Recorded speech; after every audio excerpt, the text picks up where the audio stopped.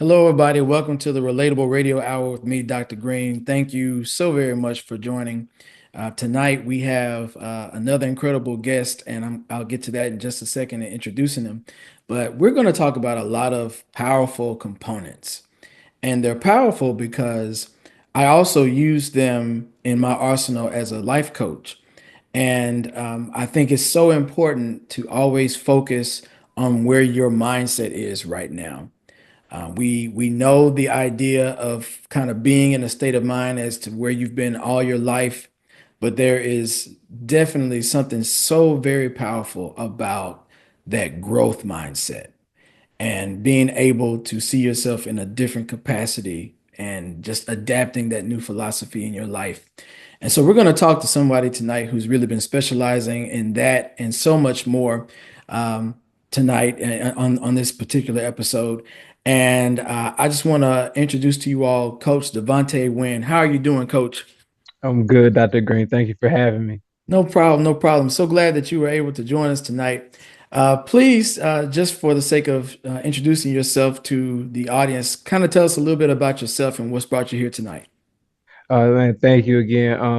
Like I said, my name is DeVante Wynn. I am born and raised in Carrollton, Georgia. I am currently a teacher and head basketball coach at Bowden High School, a small little town in Southwest Georgia. I also helping with the flag football program. They're starting that in this inaugural season. I'm also a self-published author where I wrote Power of Yet, Developing a Growth Mindset Through Positive Self-Talk. And just your typical motivational speaker trying to connect with individuals, teams, businesses, trying to empower and educate them through the power of positivity. So that's who I am, a little bit about me. I think those are some very important things that you're kind of capitalizing on, and I thank you so very much for even having the fortitude to talk about those type of things, especially with our younger generation. You talked to us about where you're currently working. Talk to us a little bit about how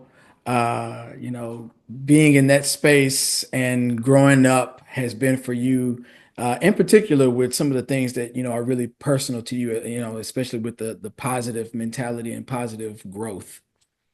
Yeah, I think it's really interesting where I am now, right now in my career, because being a teacher is not something I plan to do.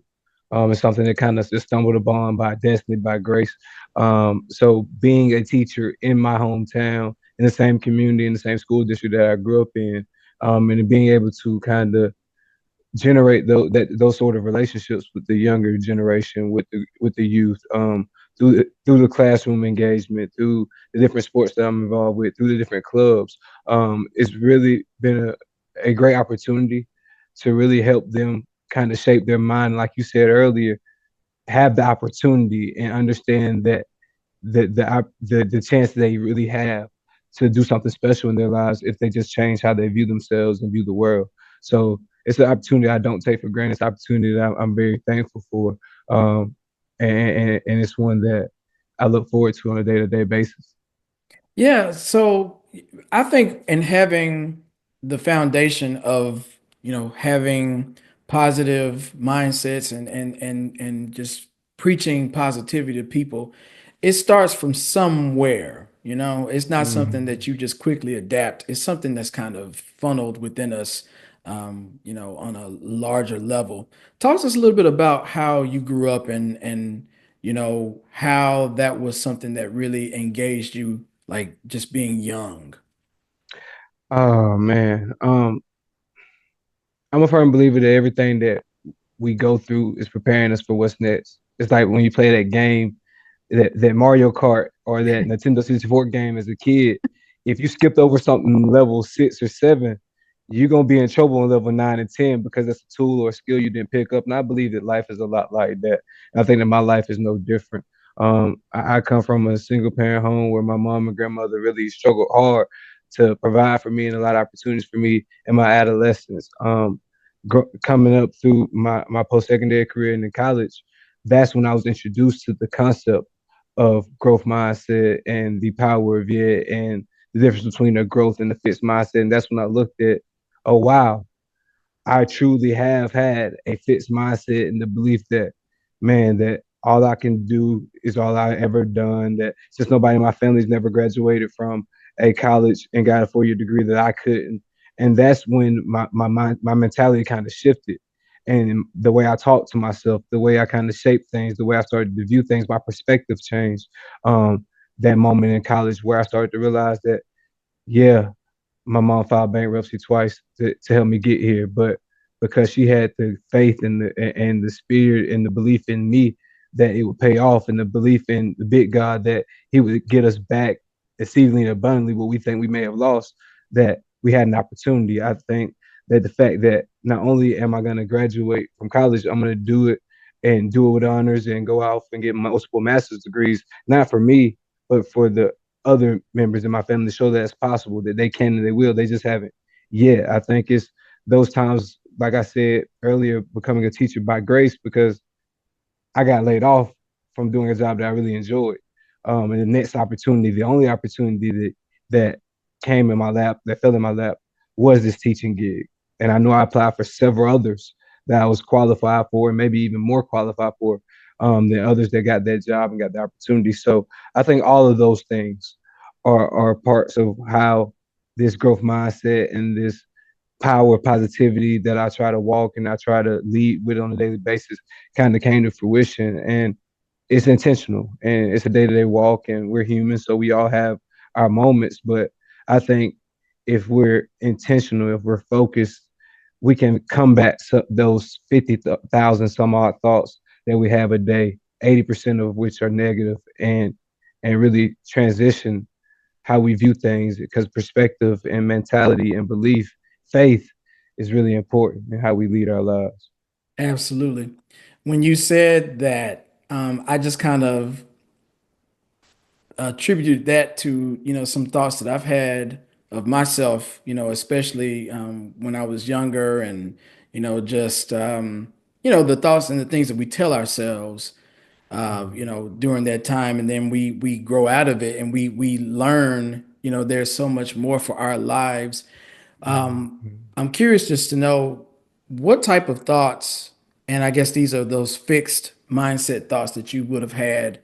What kind of thoughts were those like when you were in that growing up phase before you kind of got the idea of like, oh wow, growth mindset. This is something that I can adapt and I can start, using in my life. Like, but what were those fixed mindset thoughts? Because I think a lot of people need to kind of see what those thoughts can be because they may have been saying it to themselves the entire time, but they didn't even know that they were having the fixed mindsets. But what were some of those for you?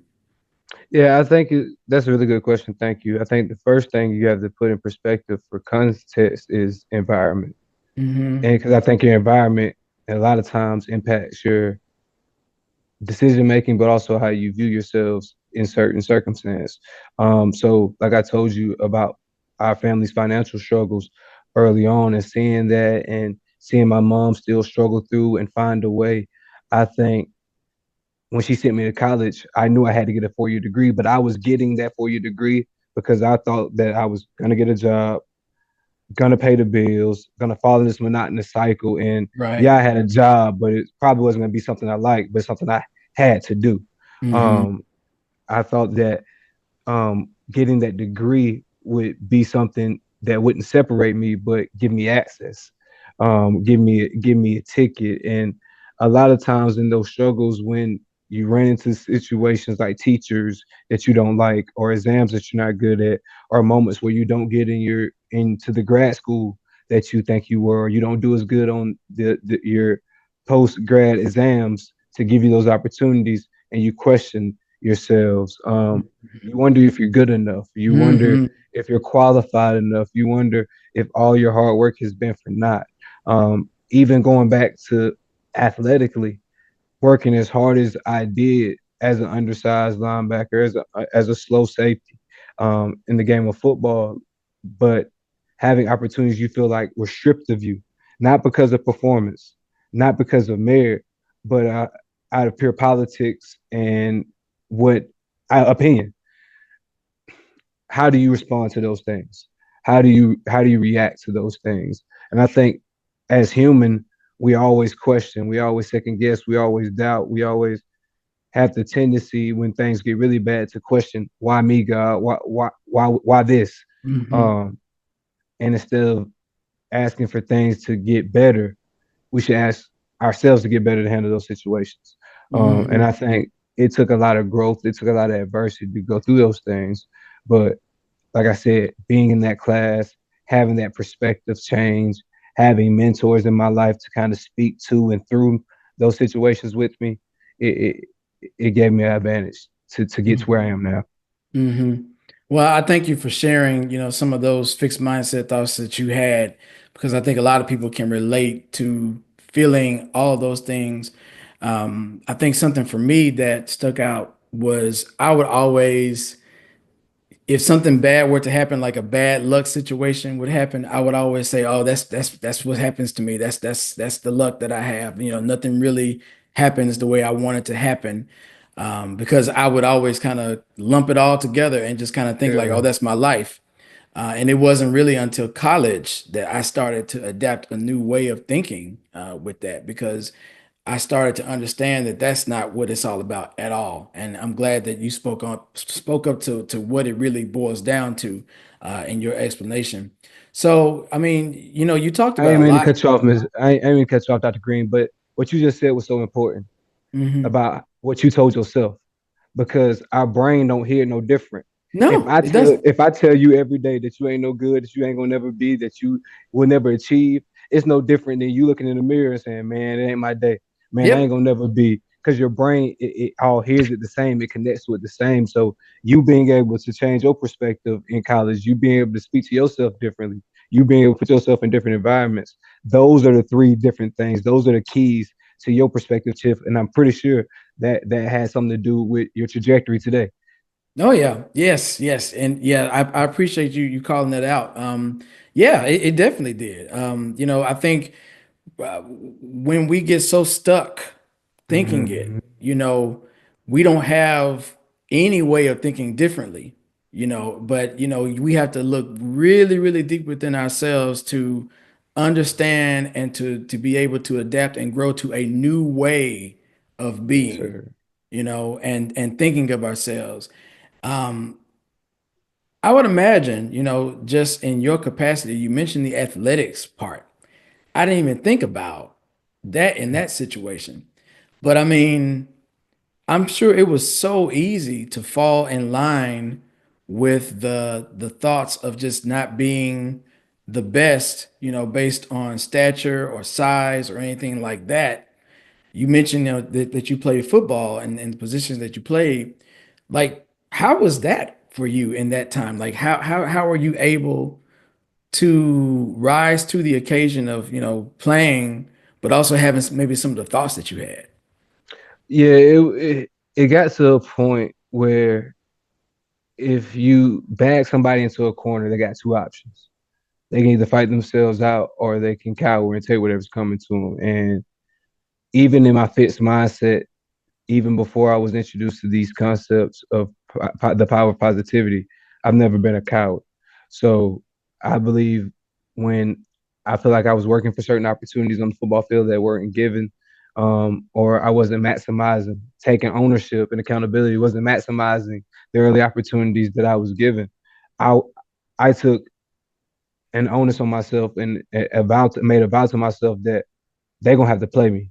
They just don't Mm, know it yet. And I was using that power yet before I was even knowing what it was. But I was telling everybody all summer, like, they're gonna have to play me, they just don't know it yet.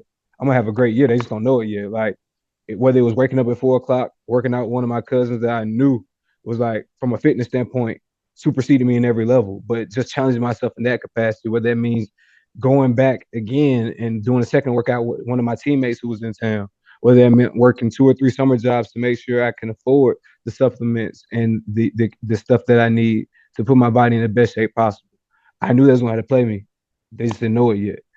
So having an opportunity early on in my senior year, or my redshirt junior year, technically, to go out and perform and set records in the conditioning test to lead the team in tackles and interceptions up to a certain point in that year before things shifted and before opportunities were different. It was valuable because you see the work pay off. And all those things you told yourself about, yet, they came to fruition. But it takes me back to what I said earlier. How do you respond? It's your senior year. It's Mm. homecoming. It's homecoming week, and your defensive coordinator calls you into his office and he tells you, "Hey, DeVante, um, we're gonna give so and so an opportunity this week, not because you've done anything wrong, but he's a little taller, a little more athletic. We think that he's a better matchup for this team." How do you eat that when you're having the best year of your life athletically? How do you eat that and it's homecoming your senior year and you know everybody's going to be there? How do you respond to that? Well, you got to have a certain mindset. You can't be a coward about the situation. You got to handle things head on. And at the end of the day, you got to be happy for your teammate.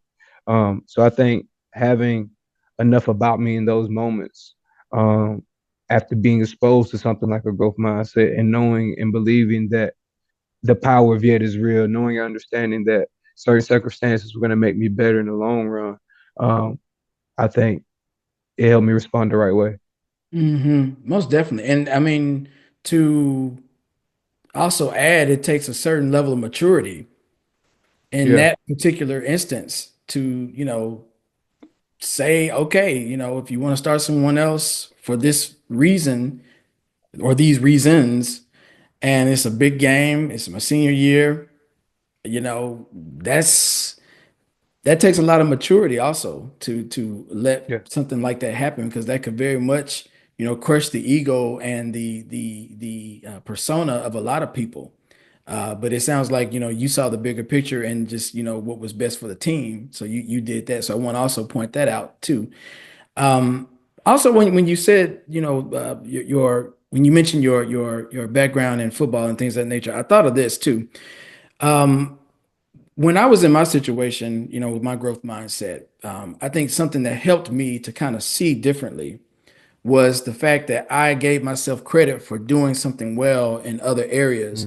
And if I'm Mhm. doing well over here, then I can do well in other areas and so forth and so on. So I'm curious for you, you just kind of spoke in a different light with the footballs. It seems like that sense of knowing yourself and knowing your potential, it helped you kind of stay afoot in that particular arena. Did it also help you parallel into thinking positively about yourself in other areas? Absolutely. I think I heard Inky Johnson say one time that how you do anything is how you do everything. Mm, So therefore, excellence is a habit. Like, and we all have our moments, and and by no means am I perfect. For example, I could be much better from a fitness perspective and a sleep schedule perspective. Um, but I do know that if I am attentive, if I'm intentional, if I'm very detail oriented in the way I conduct my business in my classroom, that's going to translate to how I conduct business with my student athletes on the basketball floor or on the football field. And it's going to lead to production and efficiency in my business. And I think this interview is a great example of that. I'm heading into one of the most productive and active seasons of my career, my professional career, leading a basketball program, helping lead a flag football program, still trying to keep a business thriving and afloat that requires me to be present because in a lot of ways I am the product. From my voice, from my knowledge, from the things that I share, to the workshops and things of that nature that I produce. So how do I keep that afloat? And I think my attention to detail and my efficiency translates because I have that mindset. hmm it all kind of works together. It's all a huge factor upon all of it. Yeah. Um, I would imagine there were probably some other players, when you were in that football world, in college. There were some other players. You said you were the captain, or one of the captains. I would imagine there were a lot of other players, peers of yours, who were struggling with a lot of that fixed mindset of themselves and needing to be motivated and needing to, kind of, just be shown that, hey, you're good at this. You're good. You're great. Talk to us a little bit about, those interactions that you'd have with other players or maybe just other classmates in college where you found yourself inspiring or encouraging them. Yeah, man. I think that answers two part. Number one, I wasn't fortunate enough to be captain, but I was on player council. And one of the things that I hold near and dear to my heart when it comes to my athletic career, despite it not ending like I wanted it to, despite maybe not getting the accolades and things of that nature that we all dream of, I do hang my hat on the fact that I know that everybody that I played with knew that I had their back, knew that I wanted to win, knew that I gave them everything I had when I lined up with them. And I think because I earned my teammates respect in that capacity, I was able to call them up, not call them out, not trying to embarrass them, but call them up in certain situations. Like when me and my buddies talk about it all the time, how we got into a pretty heated altercation one day at practice just because he was being lazy. But being able to call him up and remind him that he is the captain, he is the leading conference, the interception leader in the conference, he is leading this team. We need him on Saturdays, and him being able to respond the right way. I think that goes a long way to, like you said, that maturity, but also how I care of myself on the day to day. I think the second Mm-hmm. part of that is Proverbs 17:17. A friend loves at all times, but a brother is born for adversity. So being able to surround yourself with certain people who've also been through the ringer with you, who also are struggling with you, because college is tough, man. Whether you play sports or not, college is a very tough time, very vulnerable time for all of us, where you get to find out who you are, who's there for you, who ain't for you, and what you want to make out of this world and out of this life. So being able to go through that with my peers and my colleagues on the football field in the classroom or just in that general community, um, I think struggling together provided a certain level of callous, and we were able to inspire one another. We were able to motivate one another. We were able to learn how to be adults and human and working professionals together. And I Mm-hmm. think the fact that we were able to hold each other accountable in different capacities, and inspire each other in different capacities, it all had a small, maybe shape or a small groove in who we are today. Mm-hmm. Yeah, and I mean, I think something that really sticks out from what you said is like when people can respect you, they listen more and they are able to absorb what you're saying. And when you present yourself as someone who can be respected because you walk a certain way, you don't really, get caught up in certain things that make people kind of look at you side-eyed and not, want to trust you or respect you. But when you have that certain sense of dignity within yourself, I think whatever you give to someone in the form of inspiration or encouragement, it goes a long way and it sticks with them and it really makes them rethink the way that they thought. So it's power, so much power and all of those elements that help people, along their way and along their trajectory. So I think that's something I definitely want to highlight for you. If you didn't see that, I just want to point that out. So that's amazing that you were able to do that and still are able to do it now. Um, I appreciate but that. no problem, no problem. But you said something too that's very true. College is not easy. College is rough. Yes. When you said that, I didn't even, you don't think about it when you're in it so much, but just kind of reflecting on the things that we are experiencing in college, there's so much. Yeah, the learning about ourselves and people that we're hanging around, life decisions, you're transitioning from that teenager to that adult, going Hmm. into the career field, all that stuff. It can be very, very scary and very, very much an adjustment period for everybody. So, Yes, thank sir. you for reminding me just how difficult that was. I didn't even think about it till you really just said it. I was like, yeah, it was rough. That's Yeah, rough. man. It's really the first time you're like pushed into the world. Oh yeah. Like, Yes. and it's almost like a little mini experiment. Like Yeah. everybody comes from all these different places and Hmm. you gotta live together, you gotta breed community and all those different aspects. But yeah, man, college is It's an interesting. experiment. Yeah, it's like an experiment to see how are you going to handle real life situations. Yeah. Not everybody's going to look like you. Not everybody's going to think like you. Not everybody's going to operate like you, but Have the figure same it out. opportunities Like, as you, all yeah, that. figure it out because that's what life is all about. We have to figure it out. Um, but yeah, so, so many great things that, you kind of learned and absorbed at that point in college. You're at the point where you're having to graduate. You kind of talked to us a little bit about that, but just kind of expand how that was for you. Of course, you're equipped with a different mindset at this point. You've adapted the growth. Well, actually, before we get there, you said that you got the idea about growth mindset in college. Yeah. What was it specifically that happened, or who was it that kind of introduced this to you that you started to kind of craft this idea of, having a growth mindset?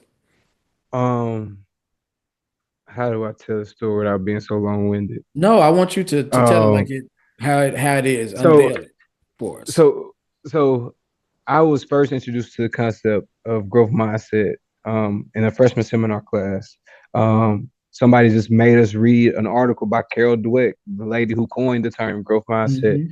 and she did a really good job of summarizing the difference between a growth and fixed mindset. And like every other freshman in a seminar class, we read the article, we type our 150 to 300 word response, we turn the assignment in, we go about our business. We really don't think much about it. But it was in my junior year of college where a lot of things were going south. My grades were slipping. We were having some of those financial struggles at the house. Family members were transitioning. Um, Personally, I was going through a season of depression and questioning myself because of my lack of performance on the football field, because of my minimized performance in the classroom, because of some personal relationships slipping in different capacities. I think after going through that dark season, like I said earlier, kind of being backed into that wall and having only one option is to fight my way out. Um, it was just one night, kind of just crying in my dorm room, praying in my dorm room, where I realized that, like, number one, everything's gonna be okay. Because if it wasn't, I wouldn't still have the opportunity to be here. And that I survive all these bad days. There got to be a reason for it. And I'm gonna figure it out. I just haven't yet. Um, and I think that's where I truly understood the concept of what a growth mindset is, the power of positivity, the power of yet, things of that nature. Getting ready to graduate. Um, and applying to all these grad schools and not finding anything that I had been accepted to, even finding out that when I took um, the GRE and things of that nature, um, that I didn't make the scores necessary. So my opportunities to go to a grad school may not be possible. Um, but just waiting it out, praying it out, trying to work around the different aspects of adversity, and then walking across the stage, getting my undergrad degree. And as you hug the president and take the picture, she says, "Congratulations, DeVante, a degree and a new job." What you mean? She says, "We're gonna hire you. We'll talk later." Make a long story short, they created a position where they put me on payroll, which gave me an opportunity to live on campus at a discounted rate and in a solo apartment. It gave me an opportunity to pay for my grad school, um, along with some other scholarship opportunities, and gave me a start from a career standpoint, um, to really learn from athletic administration side what it looks like, and really develop a very diverse and versatile resume at such a young age. So although I felt like I was failing and I wasn't gonna get what I wanted, I wasn't gonna get what I desired. I wasn't gonna accomplish my goal of making it to grad school, and really setting that precedent for my family and my friends. I got exceedingly abundantly that I got an opportunity to get a graduate degree. I got a full time job, and I got some cheap rent, which I would pay 10,000, 10 times over to do that all over again. So I think those moments are where that power of yet became real for me, and it really went into action, and I really learned how to use it. Mm. So it was almost like a how do I want to say it? It was a snowball effect of positivity. Almost, yeah. Hitting adversity, having to Hmm. remind yourself of who you Hmm. are and who you belong to and what you're capable of, and adversity, same thing. Adversity, same thing. Some of those pits are a little deeper than others, but the good thing about deep pits, they often lead to high peaks. Yeah. Um, so if you can climb yourself out of that darkness, and you can keep putting one foot in front of the other, good things usually await. Oh, absolutely. And what a blessing that was to receive that job and the way that Oh it was. man. I mean, talk about that because I mean, I saw I saw the excitement when you kind of relived that moment, but just talk to us a little bit about just that position and what it meant to you and everything. Walking across the stage that morning, that was the first time in my life that I had no plan. Like I knew in high school I was gonna make good grades because my mom and my grandma didn't give me no choice. I knew if I wanted to play ball in high school and have an opportunity to play in college, I had to make good grades. I had to stay out of trouble. I didn't have no choice. I told you I had to go to 4 years of college. I had to get a degree. My mom didn't give me that choice. My thought was to just get a job, maybe go to grad school and delay it. I had neither in place at that time. So it was the first time in my life at what was I 22, 23, graduating with no plan. I literally sat in my dorm room before graduation, making phone calls to former coaches, seeing if I could volunteer or intern or substitute teach or lay coach or whatever the case may be, just so I can tell my mom that I got something lined up when Right. I go back to the house Saturday morning. Um, and none of that was a thing. So having the opportunity to walk across that stage and get that degree, which was great, but also have an opportunity to land a job and land an opportunity to get my master's degree, where it would be where I could afford to pay for it out of pocket without taking loans and without putting myself in the red financially. I almost cried on the spot, and I held it together, and it was almost surreal until I saw my grandma, and my granny was like, "Boy, you like you was gonna fall out on the stage. What happened to you?" I said, "Girl, I ain't got," and I told her what happened, and she said, "Really, baby?" She gave me the biggest hug. She told me she was proud of Yeah. me, and that's when I broke down, like, because man, like coming from where I'm from, like that's all I wanted to hear is like my mom and my grandma say they was proud of me. So to get that in that moment when I know how much stress I had on me to like break what I thought was gonna be bad news to them after graduation. So to have the opportunity to give them such great news with no pressure on them, with no relief with nothing but relief for them, like that, like you said, that moment still like it brings positivity and joy to my heart just thinking about it. Well, I'm glad that you shared that with us because I think somebody needs to also know that unexpected miracles can happen, you know. Oh man, At they would say in the midnight hour, Yeah, in got the to turn midnight hour. around. That's how it happens, you know? You know, God has such an amazing way of things happening in the time that it happens. And I know that, Yeah. you know, you probably were just walking across that stage, just like, okay, I don't have any plans, but I'm about to get this degree. And you get it. And not only do you get the degree, but you get a job offer, Yeah. a job given. Really, it wasn't an offer. It was they were gonna Yeah. give you a Here you job, go. Yeah. create it for you. And so even Definitely. that in itself is like a blessing. To people need to hear things like that, just to know that the unexpected can always happen with God. And at the I don't know, opportune time, or I don't know. It happens at any time that it wants to. And Yes, he can sir. do that because he's just that amazing. So May I not come when appreciate you that. want them, but he always on time. Hey, absolutely. That's what it said. Absolutely. So how long were you in that role? You know, when you were in that space. So I was when I graduated, I worked at that role at Ron Hart as a coordinator of athletic operations for 2.5, almost 3 years. Okay. I was in charge of all 22 varsity sports, pretty much set up and breakdown of any game day operations, in charge of hiring the operation staff as far as tickets, game day needs, line judges, concession workers, security, etc. Also served as the liaison for mostly all visiting teams. And as a small college up in the middle of Northwest Georgia, that entailed a whole bunch of other things, which could be helping one of the coaches with some field maintenance, where that means climbing on top of a scoreboard in the middle of a basketball game. Wow. Um, Whatever it took to keep the show rolling. And before I left there, I got an opportunity to partner with the current athletic director, Jeffrey Portier, to create our own version of the ESPYs. We call them the Respies. And it was just our opportunity to highlight our athletic achievements over the past year. A lot of those nominations were created or modified by me. A lot of those award titles were created or modified by me. So that role really gave me opportunity to really diversify my palette as far as athletic admin goes, and I had a great chance to do a lot of things there. But I think I found my niche in operations, making sure things flow smoothly, being Yeah. able to adjust on the fly, being able to talk and associate and work with people to achieve a common goal. And I really enjoy that. So I did that Mhm. for about 2.5, 3 years before the opportunity opened up at PLAE, which is an athletic flooring and fitness company, which was at in downtown Woodstock at the time. Now they're down in downtown Canton. And then I did that until the opportunity there as the estimator project manager.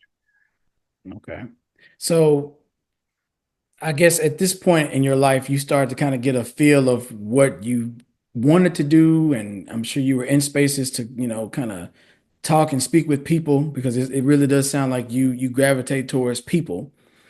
You mentioned earlier in your conversation that there were certain positions or things that you didn't receive, but you had been through so many trials and tribulations that you kind of had an idea to not allow for it to affect your growth mindset.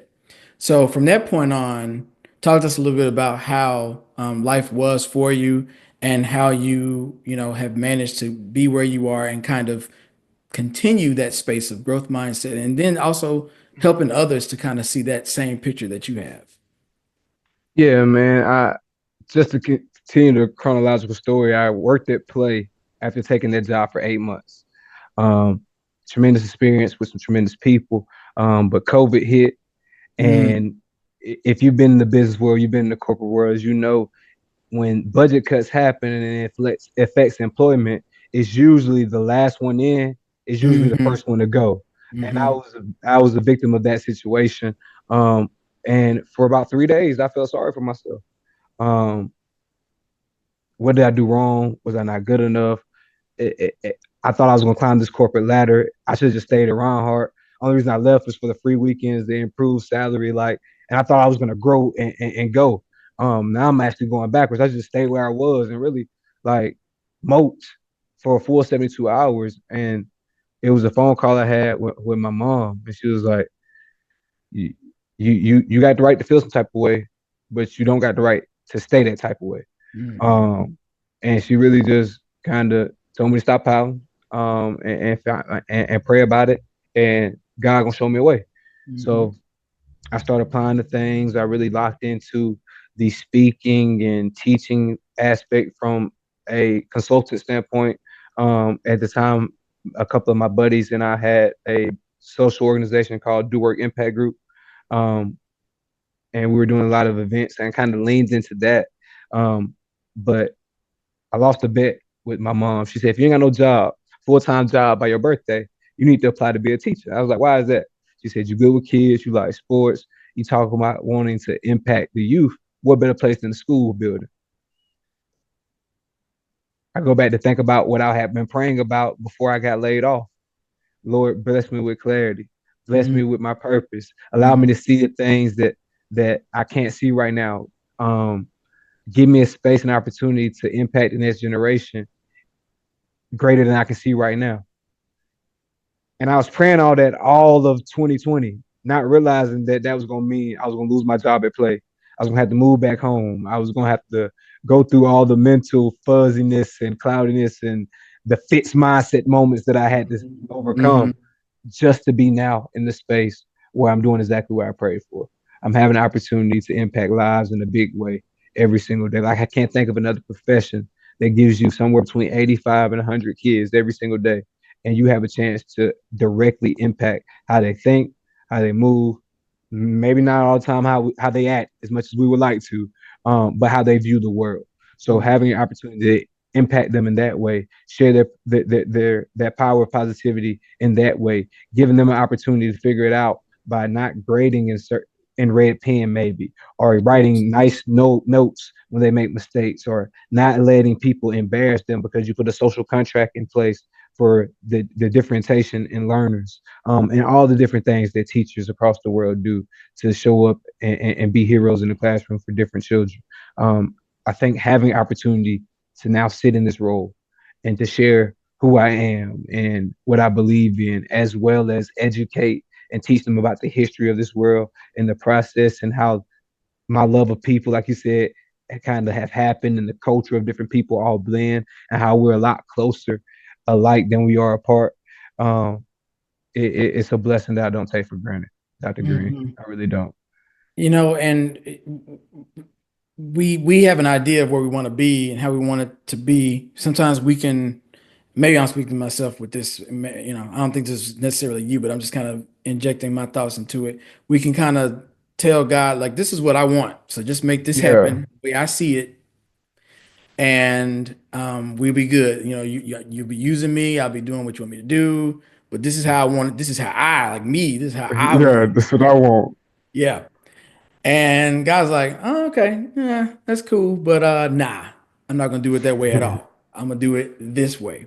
Um, Now I am meaning it in this with your situation. I mean, you kind of got a different side of it when your mom kind of said, "Hey, I want you to be a teacher." By the time that your birthday comes around, if you nothing else falls into place, and that's how God packaged it for you. He wanted you to use all that you had, acquired from that point, but use it in a different space to impact the lives of the children. And I know for a fact that that is a great space for you with this particular content because I know it's so many children in today's generation that need to hear the power of positivity and having a growth mindset because a lot of them, I'm sure, are in situations where their livelihoods, their backstories, the homes they grow up in, the things that they hear, the things that people are saying to them,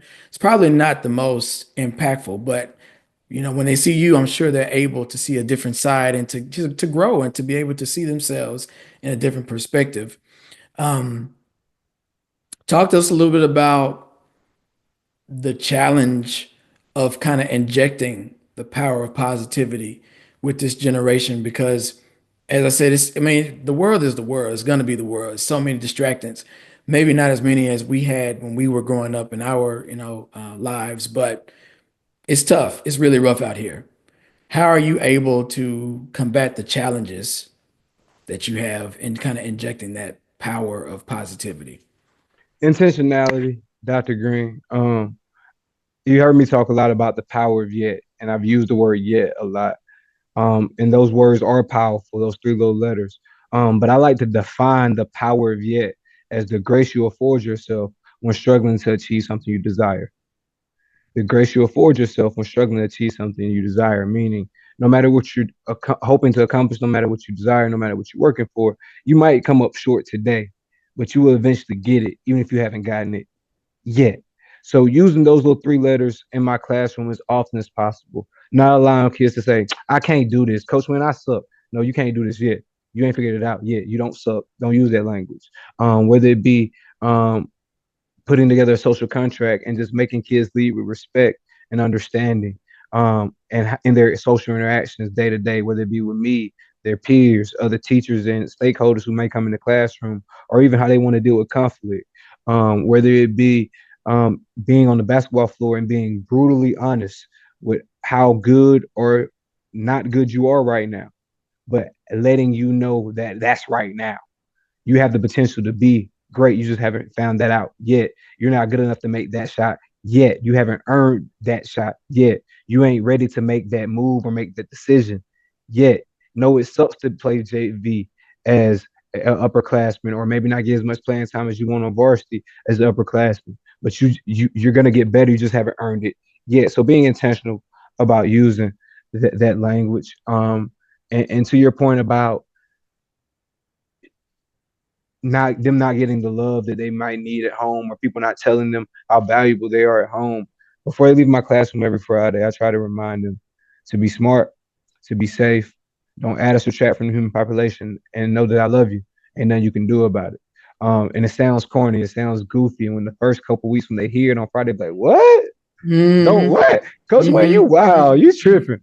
But after a while, but it's crazy to see by the end of the year Yeah, yeah, if you don't tell them that on Friday, oh coach, when you don't love us no more, that's oh coach, right. when That's you right. don't care if I make a baby, you don't care if I kill Right. somebody, like Right. Don't add or subtract from the human population. Remember, I love you, ain't nothing you can do about it. So being intentional, Dr. Green, by using those words, by using those languages, even in discipline when you got to talk to kids, understanding kids enough and building enough a good enough rapport to know who you can embarrass in front of the classroom, because that's the only way they're gonna respond. And the kids that you got to take in the hallway and wrap your arm around, the kids who you got to give an opportunity to in private to showcase what they truly know, because their social anxiety won't allow them to be great in a classroom of 28 to 32 kids. So, Mm-hmm. intentionality, Dr. Green. Mm-hmm. And that care and concern, I'm hearing that. If you show that you care and that you are concerned about them, because that's essentially what that statement that you told them every Friday was saying, that I care and I'm concerned about you. And you flat out said that you love them. There's nothing they can do about it. It's like Yeah, that is music to their ears. That's a safe haven for them. That's a recurring theme, and if anybody is listening and still hadn't gotten that yet, I've had a few guests on the show who've essentially said that that is the bread and butter in working in education and working with children, is just showing that care and concern, yeah, because they may not hear that at home. And it's yeah, so crazy, like when you said when they would hear it at first, those first few weeks, they were looking at you kind of crazy, like, man, what are you talking about? But it was in saying it and in the action behind it that led to them missing it when you didn't say it.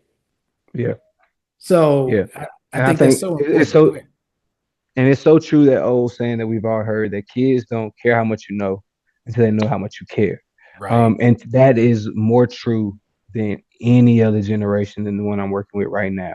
They don't care about your PhDs. They don't care about the letters beside your name. They don't care how long you've been doing this, who you know, who you learned from, who you got pictures with, where your credible sources. They don't care about none of that. Are you a good person? Do you make them feel seen? Do you make them feel valued? Are you hearing what they say? Do you respect them enough to give them opportunity to respect you back? Um, and if you're not doing that, they straight up don't care about who you are or what you have to offer them in any capacity. Um, even so much, even much more so, probably in the athletic realm. I grew up in I was a late '90s kid. I grew up in early 2000s, so a lot of my coaches were intense. They were competitive. They held you to a standard. I didn't grow up in the grab you by your face mask era, but we did get jacked up and we did have to run. We did get held accountable. I did grow up in an era where if I got in trouble at school, I got in trouble at school, I got in trouble at home, and I got in trouble with my coach.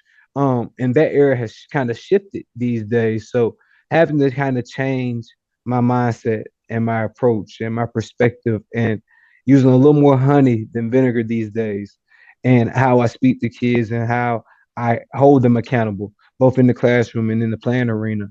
Um, I think it goes to that rapport and them knowing that you care.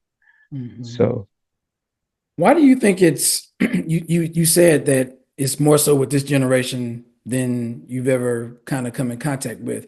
Why do you think that is? Why do you think this generation needs those things so much more than others? ooh, I'm no I'm no family studies major. I'm no psychologist, so I don't want to quote or sound like I Of know what I'm course. talking Yeah. about. Yeah. But my humble unsolicited opinion is it's two parts. Number one, overexposure. They have way too much access to way too many people, way too many things, way too much knowledge. And I think because of that, and their underdeveloped minds, they have a hard time responding to a lot of things the right way. Opinions Mhm. online, over information, false information, the feelings that we've all went through and struggled with through the ages of 12 to 19, and trying to figure out what this body does and who we are and who we want to be. And I think the second part of that comes from generational social economic issues. I feel like our parents raised us a certain way because they wanted to prepare us for life that may be tougher than what they had to live, but with more Mm. access and technology. I think those kids and people our age are. or trying to protect them from the overexposure by sometimes not being helicopter parents, but becoming, in a way, bulldozer parents, Yeah. where they want to eliminate all obstacles, all adversity, all critical thinking for their kids so they can make sure their kids get the best opportunity and Right. get the best chance to be successful. Well, that in turn is actually stifling your kids' development and stifling your kids' growth. It's not giving them opportunity to make mistakes and think critically and infer and learn through those lessons, through that adversity, like you had to as a parent, or like you had to as a human, or like we all have to in life. So I think that's why it requires so much care, so Mhm. much intentionality, so much concern with today's kids because man, they have a tremendous amount of access and a tremendous amount of love around them. But sometimes that love can be overbearing and overwhelming, or sometimes completely non-existent. So Mhm. um, I, I think I you're onto that's my that. opinion. I think that's Yeah, my I think opinion. I definitely think you're on to something with that, because when you take away the obstacle, then you don't have anything. Like you said, like you mentioned, you had obstacles that you had to overcome to get to where you are, and so you grew in those moments. If you don't have an obstacle, you don't really grow. It's kind of all the same. So if you take Yeah, that away, you're not allowing for that person to truly develop and to experience what life really is all about. So I think there's absolutely. something to that.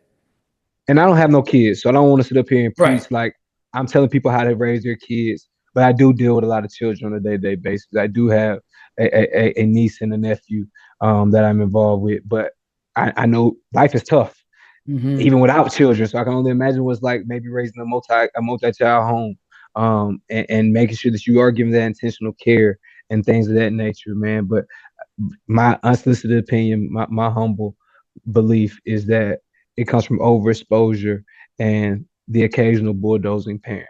Hmm. Yeah, I think there's something to that. I want to backtrack a little bit. I wanted to ask you this earlier, but I didn't. When you first got into the teaching arena, the coaching arena, with your players, things of that nature, was there ever any time that you said, God, are you sure you want me to do this? Like me? You want me to do this? Like, am Like, to this day, every day.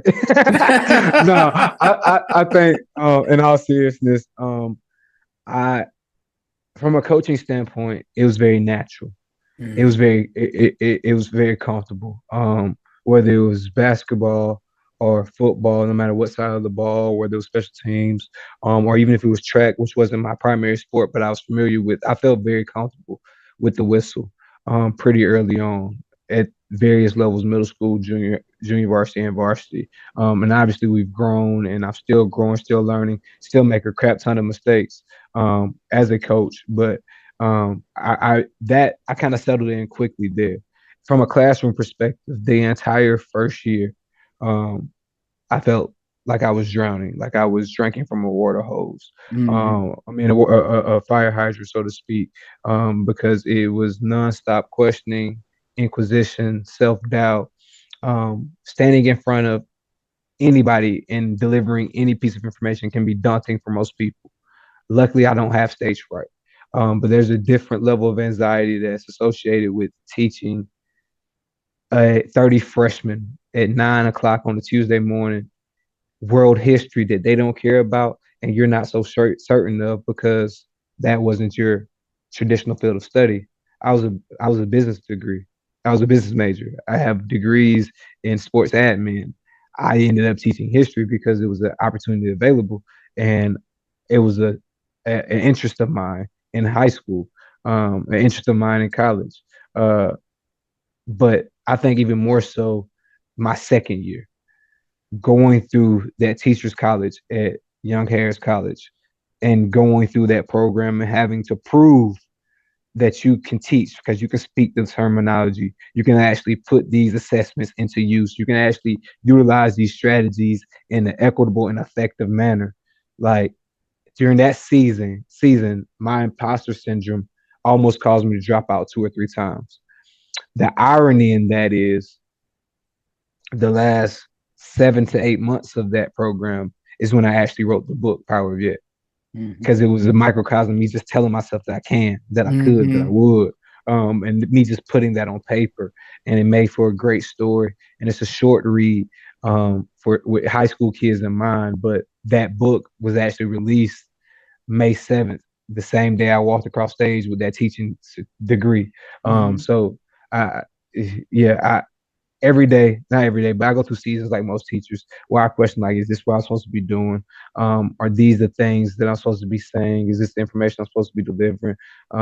But nothing worse than those first 2 years, but especially imposter syndrome in college. So yeah, it was rough. I think that's amazing that you were able to put those thoughts into a book and to, help other people. And that's just so amazing hearing your journey just unravel as it did, and then for it to have such a meaningful path. We never really give ourselves credit about the path that we walked, but everything literally leads us to where we are, and it's all for the good. Hmm. It's all for good. It's never for bad. Even when it is bad and we're going through it, it's never bad. It's always going to Hmm. be good. When we get out of it and we are actually able to utilize what we have gone through for a good reason. I think that's amazing. That's Absolutely. exactly what you just essentially said, and especially just kind of giving us, idea of your journey. What would you say to somebody right now that maybe had never thought about growth mindset until they heard this conversation tonight, and they are wanting to take a step forward and really exposing themselves to getting out of their fixed mindset to their growth mindset? Absolutely. A couple things you got to do. Number one, you got to believe in your ability to figure it out. Like I said earlier, you survived 100% of your bad days. Second thing you got to do, you got to be willing to seek and accept critical feedback. We all say we want to get better, and we desire. Hey, bro, tell me when I'm wrong. But do we Mhm. really want to be told we're wrong? Do we really want Right. to be held accountable? Do we really want to answer to certain questions, especially as we struggle to get it to where it is? Be willing to seek and accept their critical feedback. We all need some kind of mentor. Um, the third thing you got to do is you got to have better emotional intelligence. You got to know and understand your triggers, not put yourself in certain situations, not say certain things to yourself or allow people certain things to be said to you. Um, and find a consistent routine to keep you away from negative people, negative spaces, and negative words. And then you just got to make better decisions. People who truly want to get better move a certain way. People who want to lose weight ain't going to bake sales. People who want to save money and do things positive, they're not cashing out on prize picks every Monday night because the football game on. They move a certain way. So I think if you do those four things, you are taking the steps in the right direction. Um, Toward achieving a growth mindset. And I could go deeper. There's a thing that I talk about in my book called the P3 series, which is just three P's that affect how we view ourselves. The first P is power, your ability to make a difference, not do something, but to make a difference. We are all created with a unique opportunity and unique skills to make a difference. The second P is purpose, your reason, emotion, or desire attached to whatever you want to do. Why do you do what you do? And then the last P would be performance. It is a act or behavior that describes or uh, uh, portrays the psychological state of how you view yourself. Like I said, somebody who's trying to save money and cash out on prize picks. So I think doing those four things, taking those four steps, understanding your three P's, and moving consistently and intentionally day to day, understanding that it's going to be hard, understanding you might lose some friends, understanding that it's going to be days that you question yourself because you're being real with yourself, and being able to and willing to accept that those challenges can help you Mhm. along the way, I think because we're that's all a great. work in progress. Yeah, that's great. That's great information. Last question for you. What is one word that personifies who you are?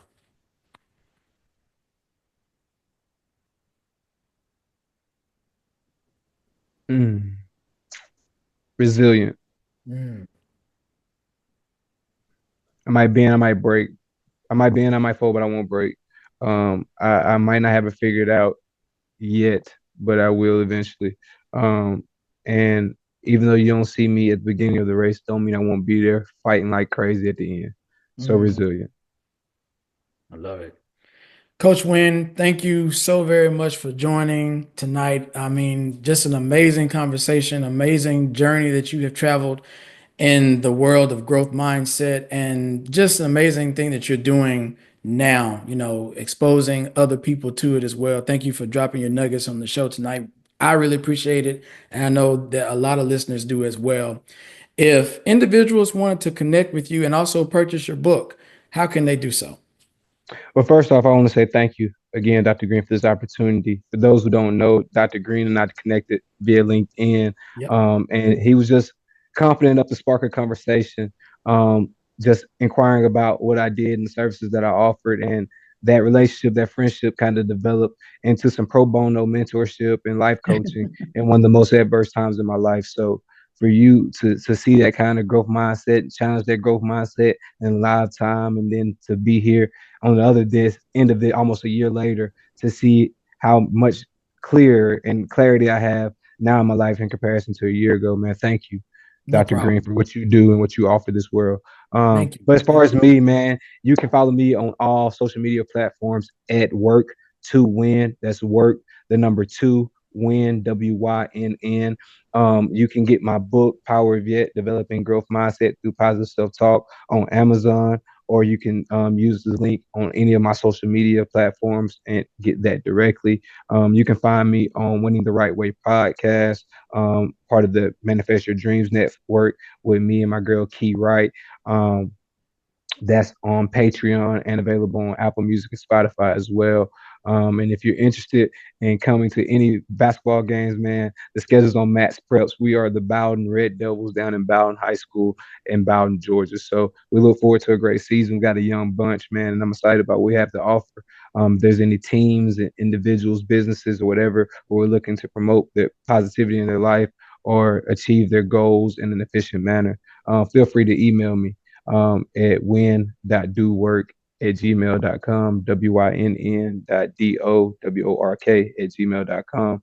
And we can get connected and we can find a way to help you win the right way and continue to work towards your goals. So, Awesome. Definitely reach out on any of those levels. I know you won't be disappointed, people.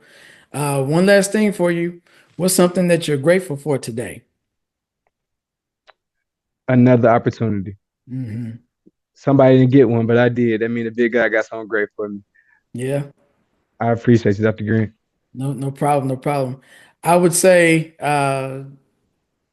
just for grateful sense, I'm grateful for like weather change. Like I'm sick of we needed some colder weather, so I'm glad that it's finally happening. I'll say that. I'm Me just too. tired of I'm tired of heat. I'm tired of that, people. It's too much. It's too much in Mississippi. Yeah. So I'm grateful for that. Um, Hopefully, it ain't 50 degrees and 45 degrees in Mississippi like it is over in Georgia right now, well, because it needs to it was a be. I quick mean, change. I Quick like that. change, I Dr. like that Green. change. That's the change I like. So yeah, it needs to be that. Actually, that's what I prefer.